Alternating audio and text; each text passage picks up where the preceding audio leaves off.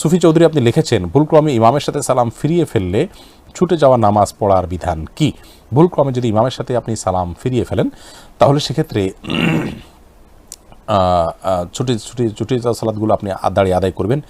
আর ইমামের সাথে ইমামের পরপরই আপনি সালাম ফিরিয়ে ফেলেছেন, ব্যাপারটি এরকম হলে আপনি পরে সিদ্ধা সৌ দিয়ে নেবেন।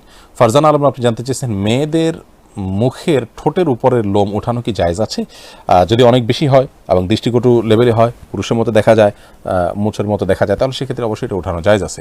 আর যদি খুবই হালকা পাতলা থাকে, দেখা না যায় ওইভাবে, তাহলে সেটা উঠানোর চেষ্টা করা বা কসরত করা উচিত নয়। শিরিন ইউসুফ আপনি লিখেছেন, স্ত্রীর জাকাতের টাকা দিয়ে স্বামীর ঋণ পরিশোধ করা যাবে কি না? যাবে। স্ত্রীর টাকা স্বামী যদি জাকাত খাওয়ার হকদার হন তাহলে দেওয়া যাবে তাকে। আবির হোসেন লিখেছেন, হাঁটুর উপরে কাপড় থাকা অজু হবে কিনা? অজু হয়ে যাবে, কিন্তু হাঁটুর উপরে কাপড় তোলা অন্যদের সামনে এটা না জায়েজ, একাকি থাকলে সেটি জায়েজ আছে। আলিফ লাম মিম আইডি থেকে আপনি লিখেছেন, হিফজ থেকে মাহরুম হওয়ার কারণ কি কি? হিফজ করার সহজ উপায় জানালে উপকৃত হব।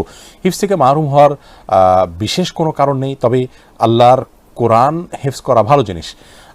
সবাইকে আল্লাহ যে তৌফিক দিবেন পরিপূর্ণ হিফজ করার এমন কোনো আবশ্যকতা নেই বা এমন কোনো বাধ্যবাধকতা নেই। হিফজ করার জন্য অল্প অল্প করে হিফজ করবেন, সেটা কোরআনে কারীম সালাতের মধ্যে তেলাওয়াত করার চেষ্টা করবেন, ধরে রাখার চেষ্টা করবেন, বাস এটাই হলো হিফজ করার উপায়। এবং অল্প অল্প করে করবেন, আর তেলাওয়াতকে নিয়মিত রাখা, এটাই হলো হিফজ ধরে রাখার সবচেয়ে সহজ উপায়। দিঘিমণি লিখেছেন, আমার শাশুড়ির দ্বিতীয় বিয়ে হয়, প্রথম স্বামী থেকে প্রাপ্ত সম্পদ পুরোটা তার দ্বিতীয় ঘরের একটা মেয়েকে দিয়ে যান। তার প্রথম ঘরে 2টা ছেলে এবং একটা মেয়ে আছে, তিনি কি ঠিক করেছেন? না, তিনি ঠিক করেননি, বরং সমস্ত সন্তানদেরকে দিতে হবে। মাজহারুল ইসলাম শরীফ লিখেছেন, টিএসসিতে হজের ধ্বনি লাব্বাইক আল্লাহুম্মা লাব্বাইক বা বাদ্যযন্ত্রের মাধ্যমে গাওয়ার ব্যাপারে কিছু বলবেন?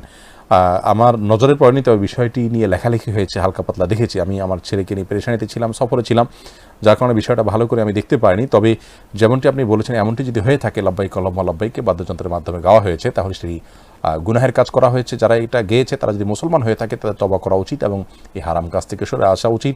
আর লাব্বাইক আল্লাহুম্মা লাব্বাইকে তালবিয়া ইসলামের গুরুত্বপূর্ণ একটি আপনার জিকির।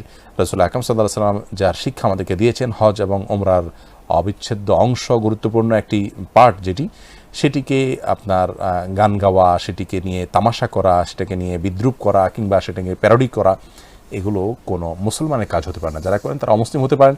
আর অমুসলিমরা মুসলমানদের কোনো কিছু নিয়ে আপনার ব্যঙ্গ বিদ্রুপ হতে পারে বা অসম্মান হতে পারে, এরকমভাবে সেগুলোর ব্যবহার বা প্রয়োগ করলে সেটাও তারা অন্যায় করছেন। প্রচলিত আইন অনুযায়ী তাদেরকে বিচারের মুখোমুখি করার চেষ্টা করা উচিত এবং তাদের এই কাজের তীব্র নিন্দা আমরা জানাই, যদি কেউ এরকম করে থাকেন, অমুসলিম কেউ। আর মুসলমান যদি কেউ করে থাকেন, তওবা করে তিনি আল্লাহর কাছে ক্ষমা প্রার্থনা করা উচিত।